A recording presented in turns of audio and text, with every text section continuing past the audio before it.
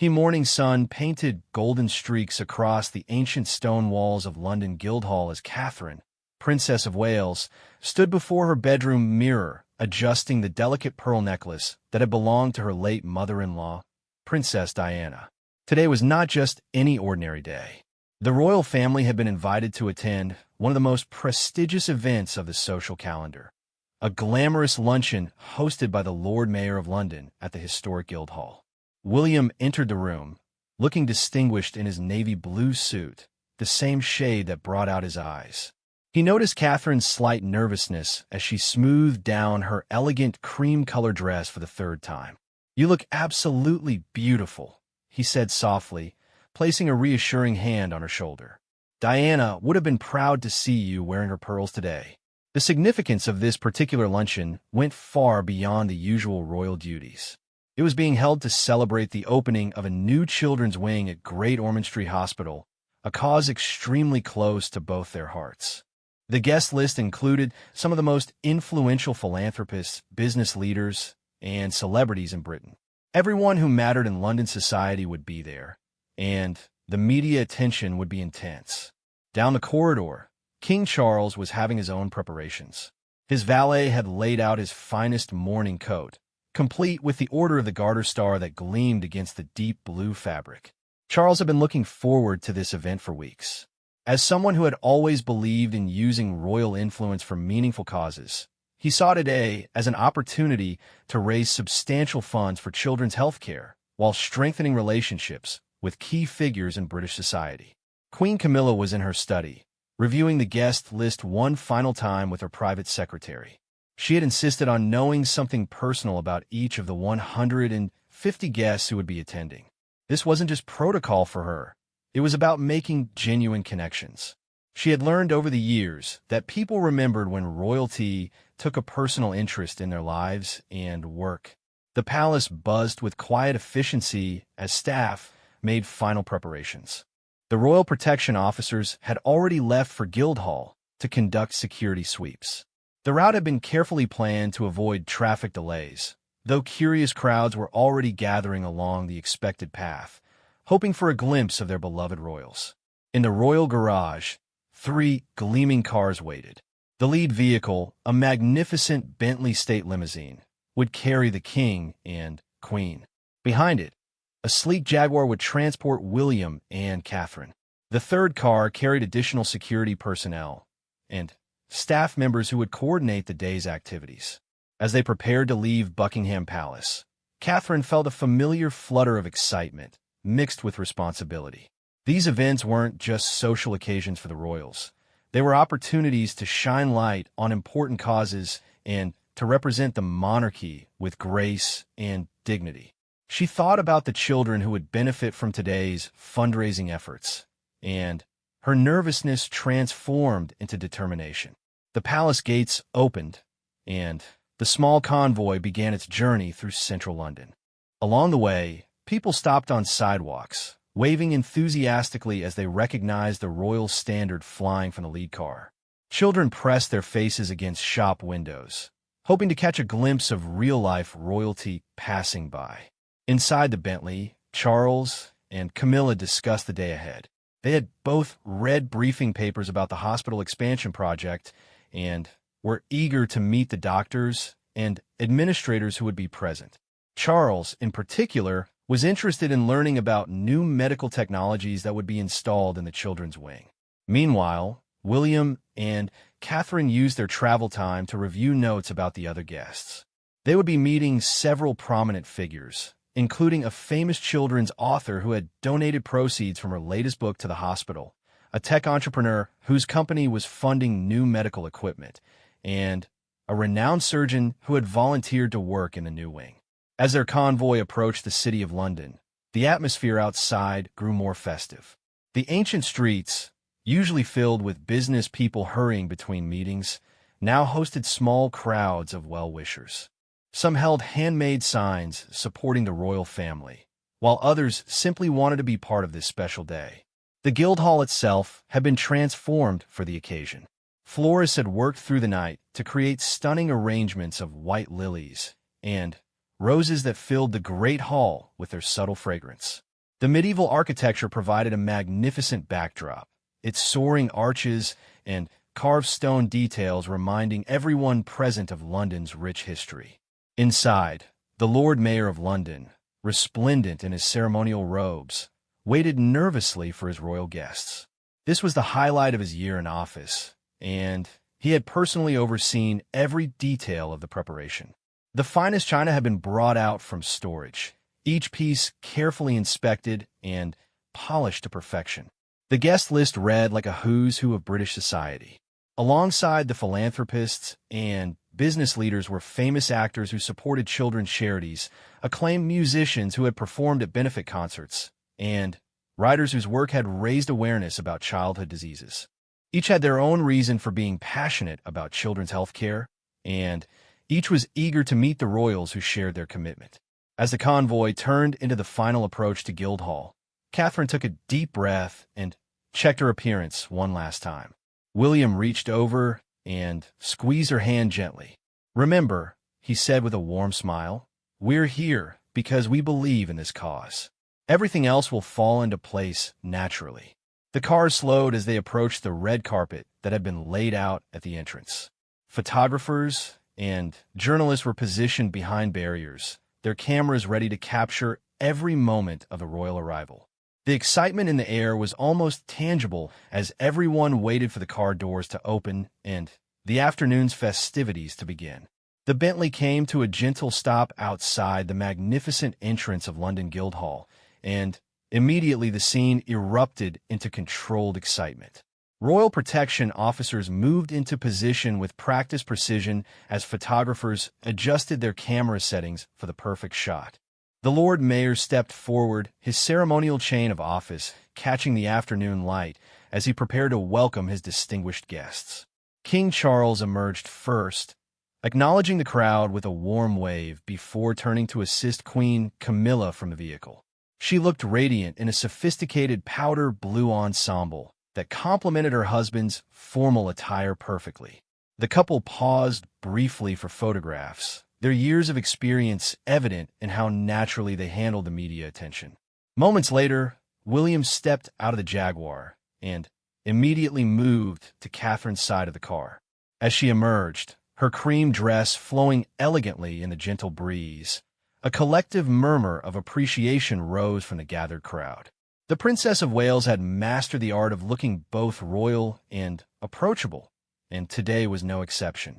The Lord Mayor approached with barely contained excitement. This was his moment to shine, representing the ancient city of London Corporation before the modern monarchy. "Your Majesties, your Royal Highnesses," he began formally, "welcome to the City of London. We are deeply honored by your presence today." Charles responded with the perfect balance of formality and warmth that had taken him decades to develop. "Lord Mayor, the honor is ours. This cause is incredibly important to our family, and we're delighted to support the wonderful work being done for children's health care."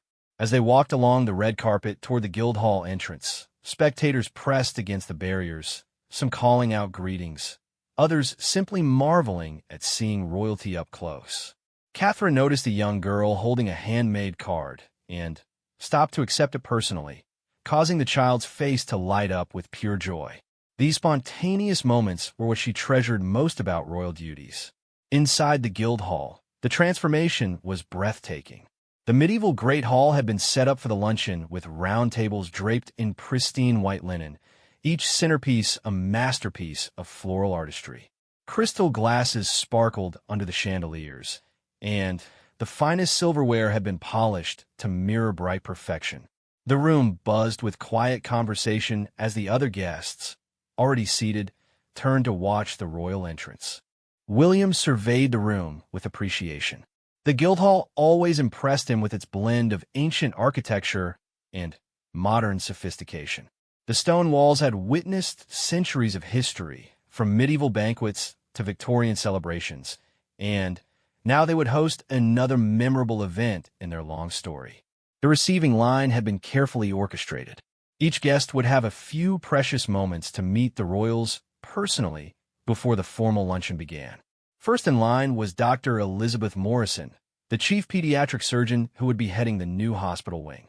She had saved countless children's lives over her career and was genuinely excited to discuss her work with people who could help expand her program. "Your Majesty," she said as Charles approached, "I cannot express how grateful we are for your support. The new wing will double our capacity to treat seriously ill children, and the equipment we'll be able to afford thanks to today's fundraising will be revolutionary." Charles leaned in slightly, his genuine interest evident. "Dr. Morrison, please tell me about these new technologies. I understand there are some remarkable advances in pediatric surgery that weren't available even a few years ago." Their conversation flowed naturally, with Charles asking detailed questions about patient outcomes and surgical techniques. This was more than royal small talk. It was a genuine exchange between two people passionate about helping children. Camilla joined the conversation, sharing her own experiences visiting children's hospitals and the courage she had witnessed in young patients.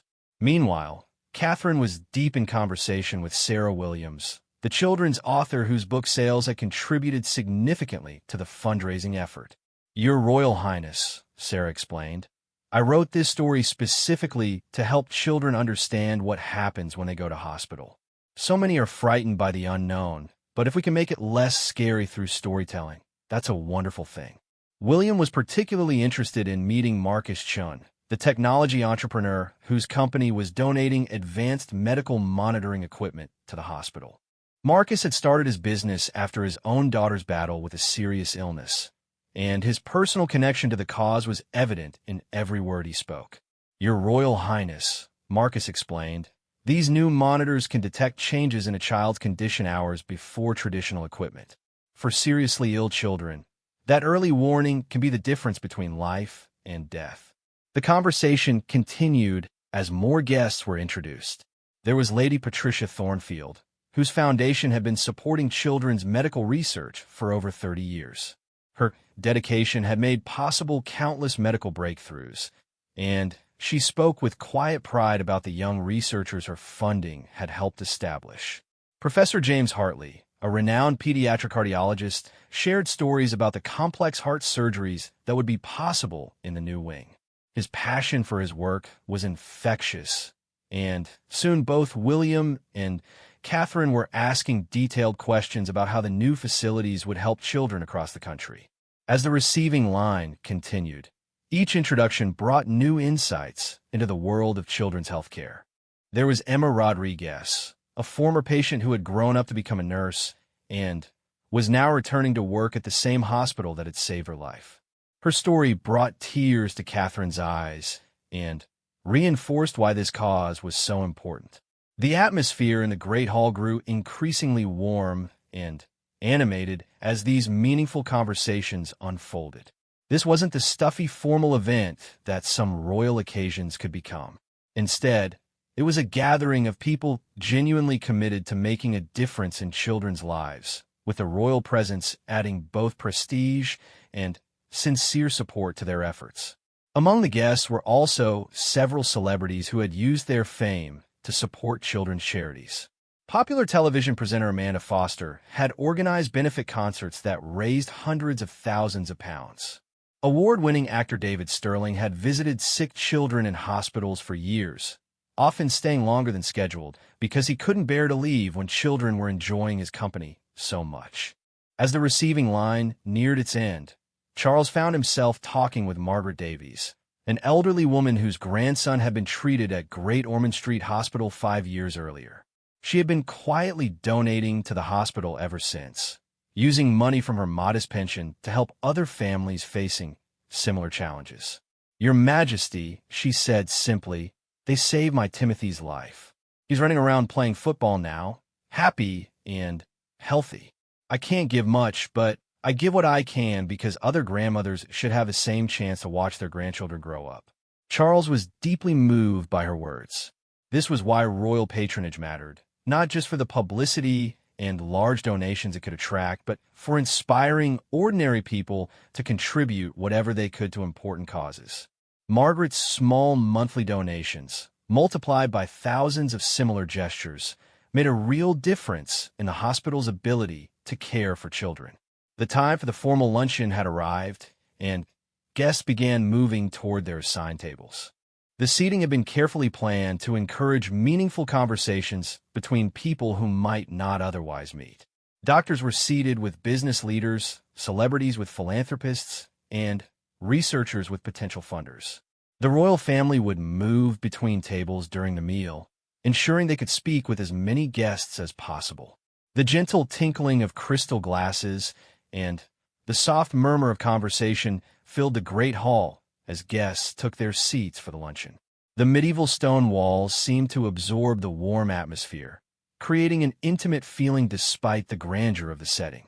Each table had been strategically arranged to encourage meaningful connections between people from different walks of life who shared a common passion for children's welfare. Charles and Camilla were seated at the head table with the Lord Mayor, the hospital's chief administrator, and several major donors whose contributions would make the new wing possible. William and Catherine had been placed at a table that included Dr. Morrison, the children's author Sarah Williams, and several families whose children had been treated at Great Ormond Street Hospital.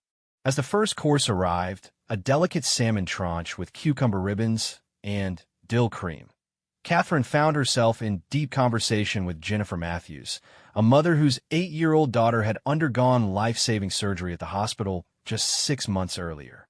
"Your Royal Highness," Jennifer began, her voice still carrying traces of the emotional journey her family had experienced. "I never imagined I would be sitting here today. 6 months ago, we were told our daughter might not survive. The skill and dedication of the medical team at Great Ormond Street gave us our miracle." Catherine leaned forward, genuinely interested in hearing more. Her own role as a mother made these stories particularly meaningful to her. "Tell me about your daughter, Jennifer. How's she doing now?" Jennifer's face lit up with pride and relief. "Sophie is back to being a completely normal little girl. She's returned to school, she's playing with her friends, and she's even started taking violin lessons. The doctors say her recovery has been remarkable, but I know it's because she received the best possible care." William joined the conversation, asking practical questions about the family's experience with the hospital. "What made the biggest difference during Sophie's treatment?" he asked. "From a family's perspective, what support was most valuable?" Jennifer thought carefully before responding. "The medical care was obviously crucial, but what really helped us cope was how the staff treated Sophie as a whole person, not just a patient. They had placed specialists who made the hospital feel less frightening, and the family accommodation meant I could stay close to her throughout the treatment." Dr. Morrison, who had been listening to the conversation, nodded in agreement. "That's exactly what we're hoping to expand with the new wing. Medical treatment is just one part of helping children heal.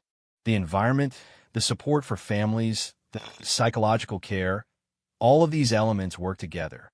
At the head table, Charles was engaged in an equally fascinating discussion with Professor Alan Mitchell, a researcher whose work on pediatric immunology was opening new possibilities for treating childhood diseases that had previously been considered untreatable.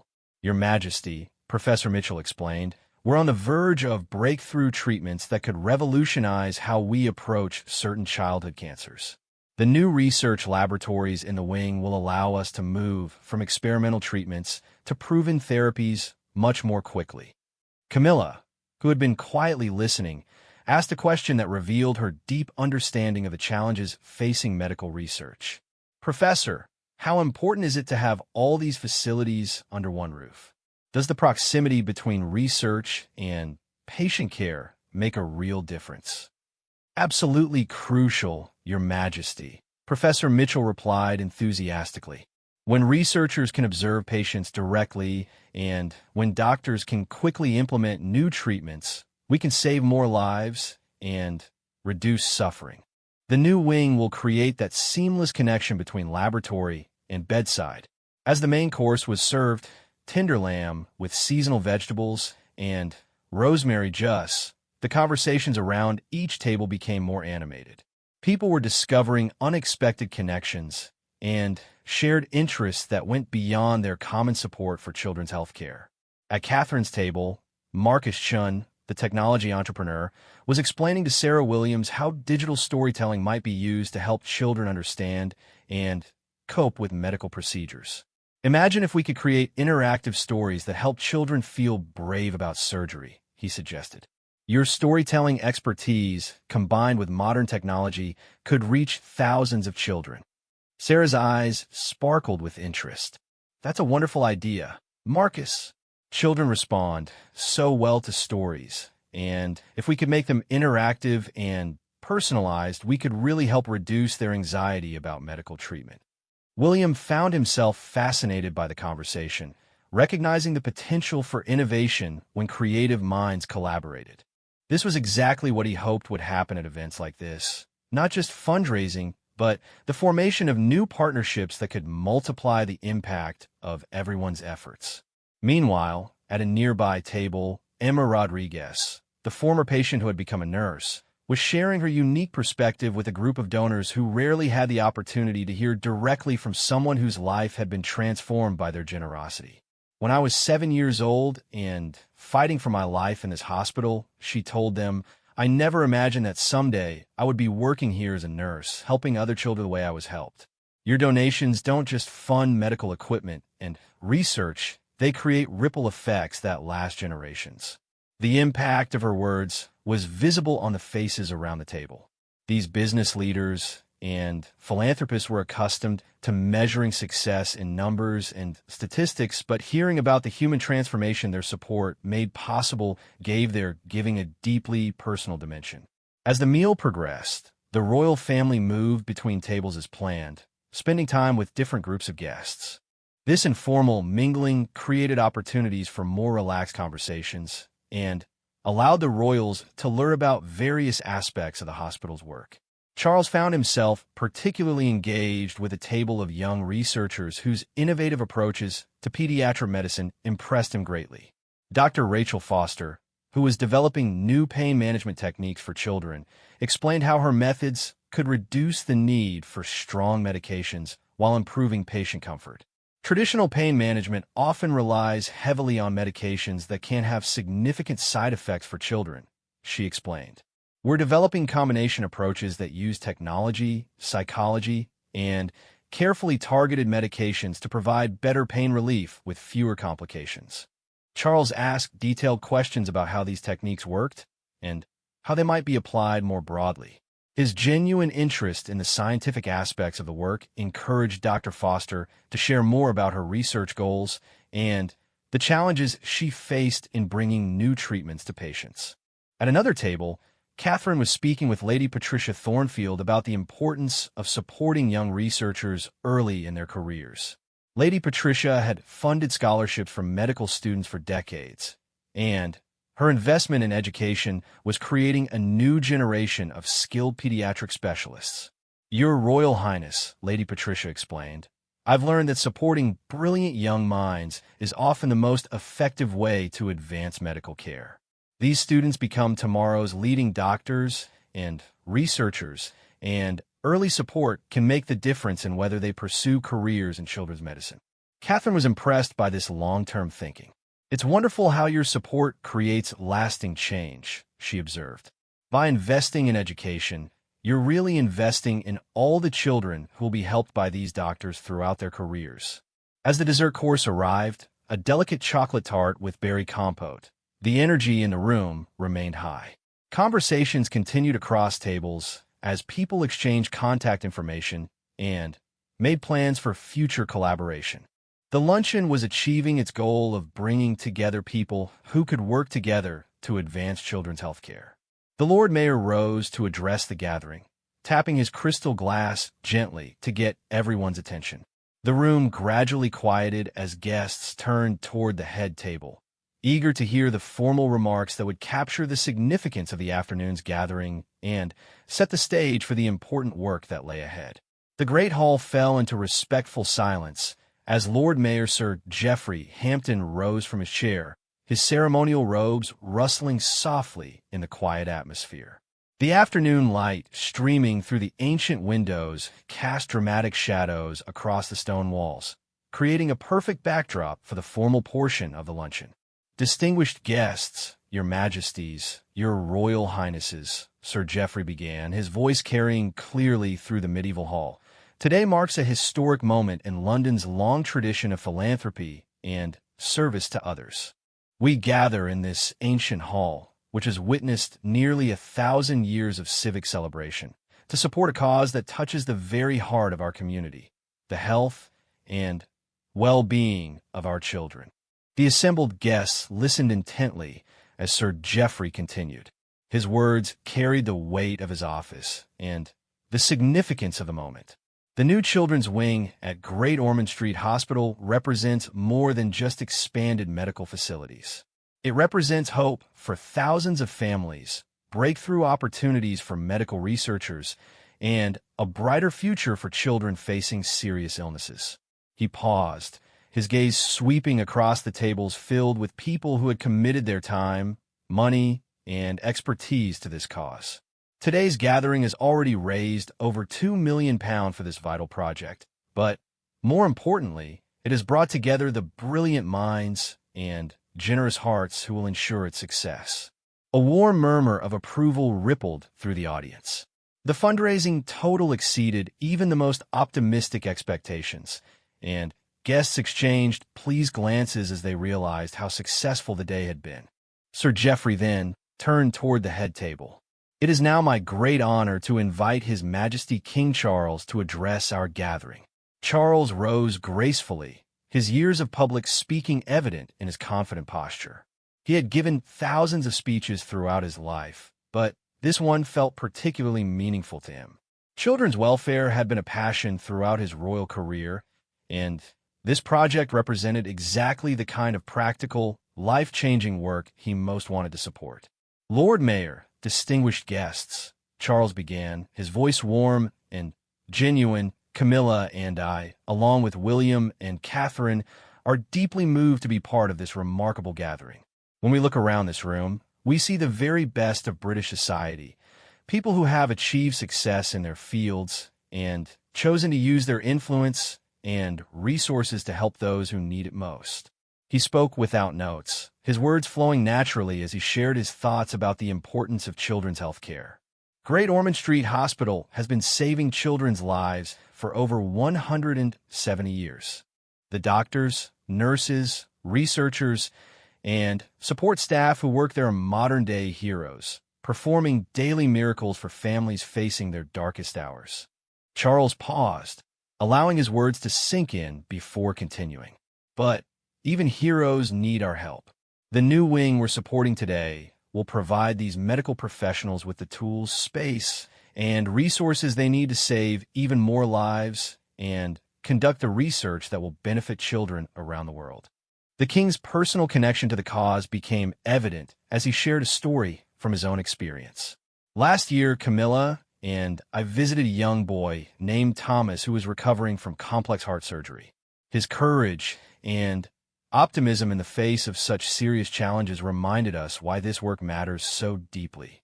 Thomas is healthy now, back home with his family, thanks to the extraordinary care he received.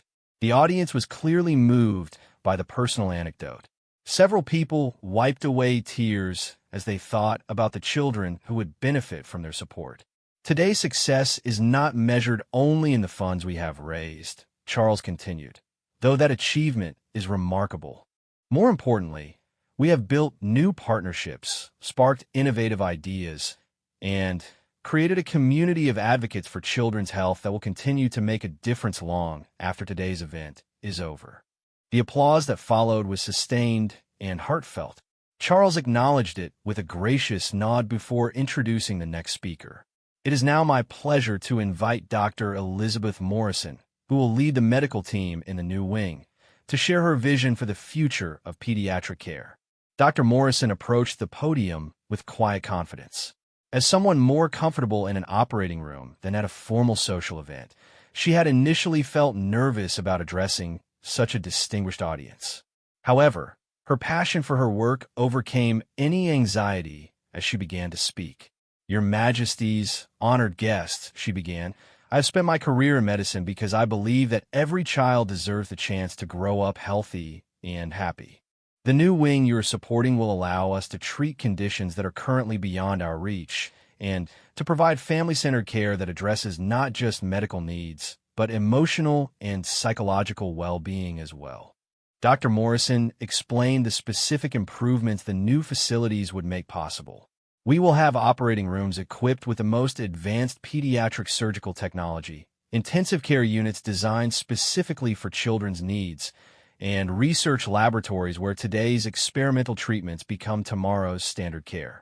She shared statistics about how many more children they would be able to help and how much more quickly they could implement new treatments. But it was her personal stories about individual patients that truly captured the audience's attention. I think about Maria, age 4, who needed a heart transplant but had to wait because we didn't have the right facilities for such a complex surgery in someone so young, Dr. Morrison continued.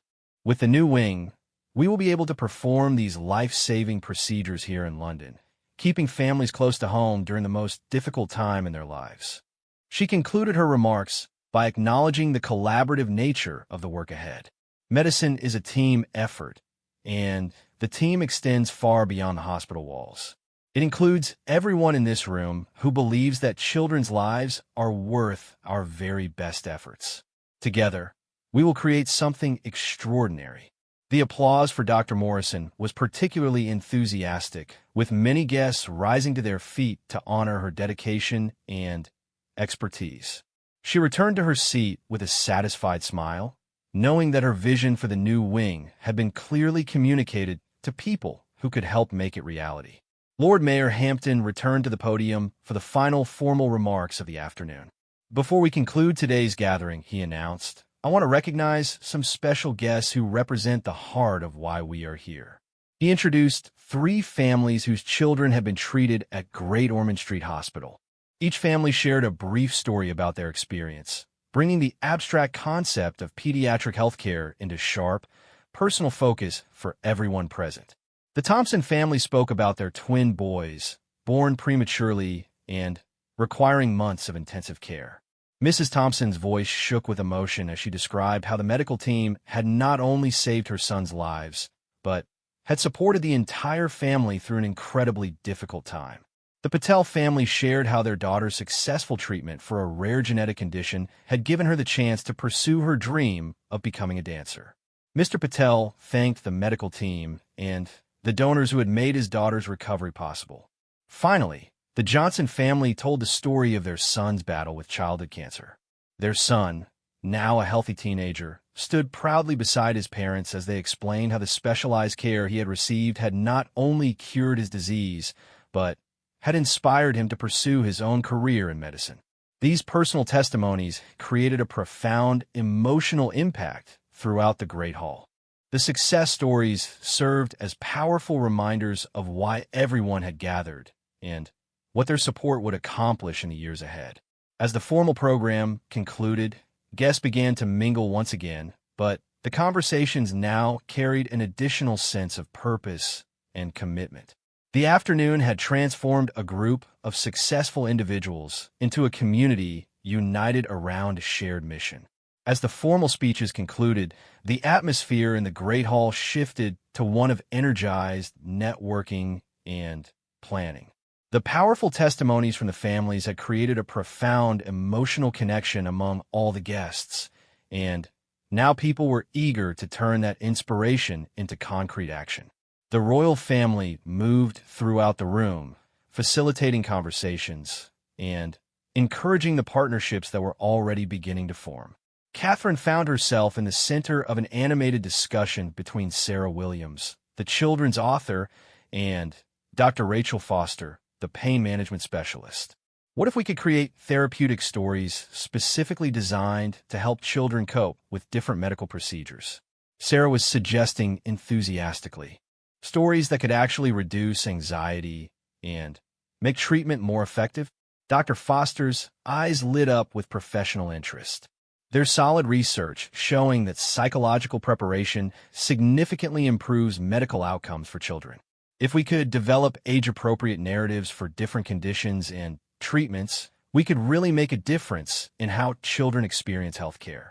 Catherine recognized the potential in their collaboration immediately.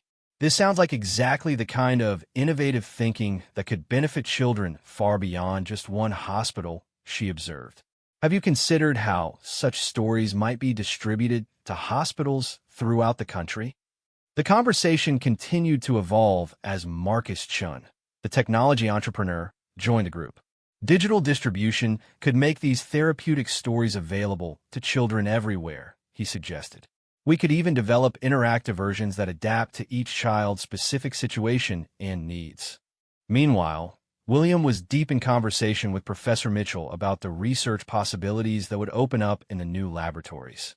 The proximity between research and patient care creates opportunities that don't exist when these functions are separated, Professor Mitchell was explaining.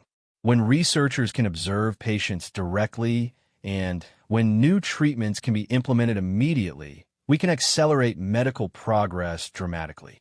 William's interest in innovation and technology made him particularly engaged with this discussion.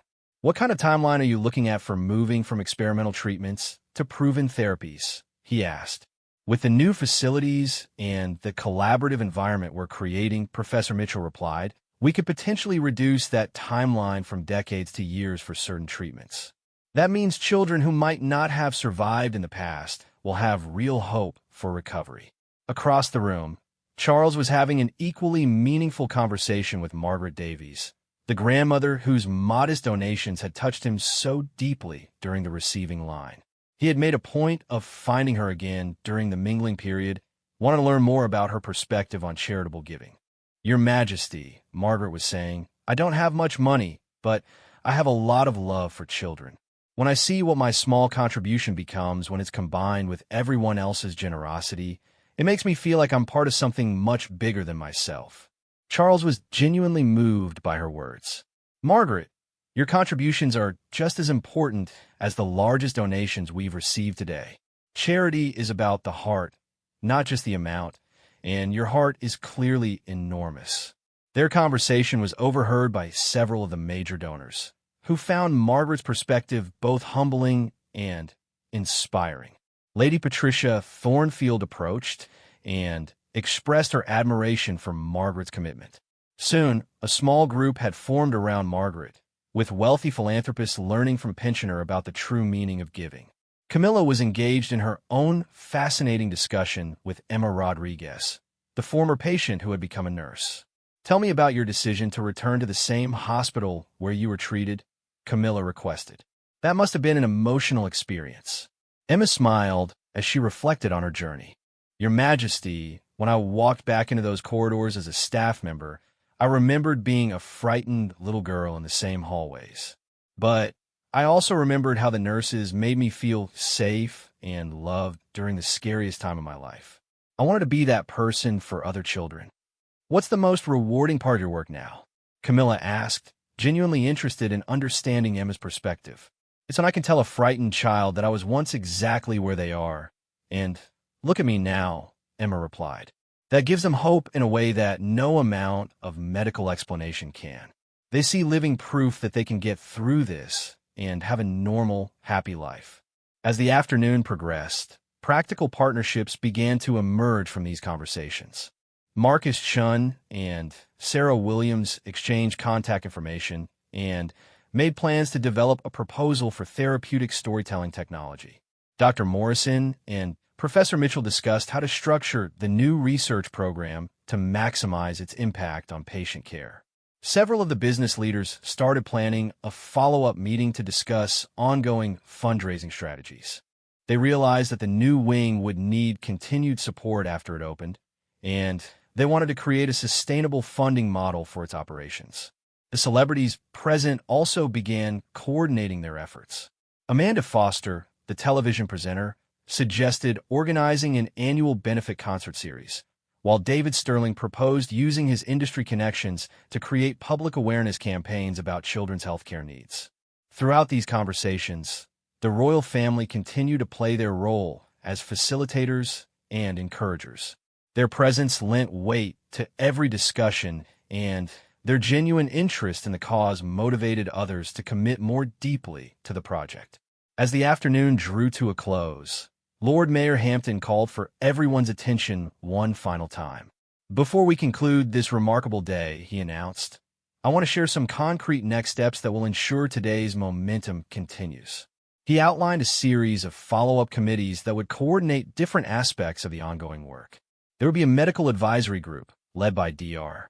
Morrison, a fundraising committee chaired by Lady Patricia Thornfield, a research coordination team headed by Professor Mitchell, and a public engagement committee that would include both the celebrities and the technology experts who had met today. Each of these committees will meet monthly, Sir Geoffrey explained, and we will gather again in 6 months to review progress and plan the next phase of support for the new wing. The announcement was met with enthusiastic approval from the guests, who appreciated having clear structures for continuing their involvement. As the formal program truly ended, guests began to make their way toward the exits, but the conversations continued in smaller groups throughout the Great Hall. Business cards were exchanged, phone numbers shared, and plans made for future meetings.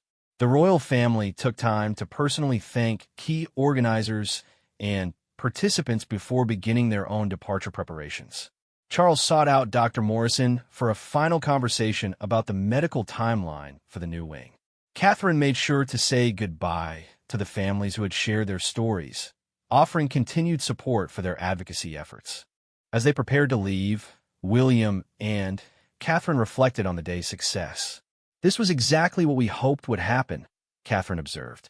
"People didn't just write checks today. They formed relationships and partnerships that will create lasting change." William agreed enthusiastically. "The best part is seeing how everyone's expertise complements each other. The author and the pain specialist, the technology entrepreneur, and the researchers. These connections could never have happened without bringing everyone together like this." The royal convoy reassembled outside the Guildhall as the afternoon sun began to set over London. The same crowds that had gathered to watch the arrival were still present for the departure, but now their enthusiasm was mixed with satisfaction at having witnessed something truly meaningful. As the cars pulled away from the Guildhall, each member of the royal family carried with them new insights about the power of collaborative philanthropy and the remarkable dedication of people working to improve children's lives. The Glamorous Luncheon had achieved far more than anyone had originally hoped. It had created a community of advocates whose work would continue long after the last champagne glass had been cleared away. The legacy of this day would be measured not in the headlines it generated or the photographs that appeared in newspapers, but in the children whose lives would be saved by the new wing and the innovative treatments that would be developed through the partnerships formed around those elegant tables in the Great Hall of London Guildhall.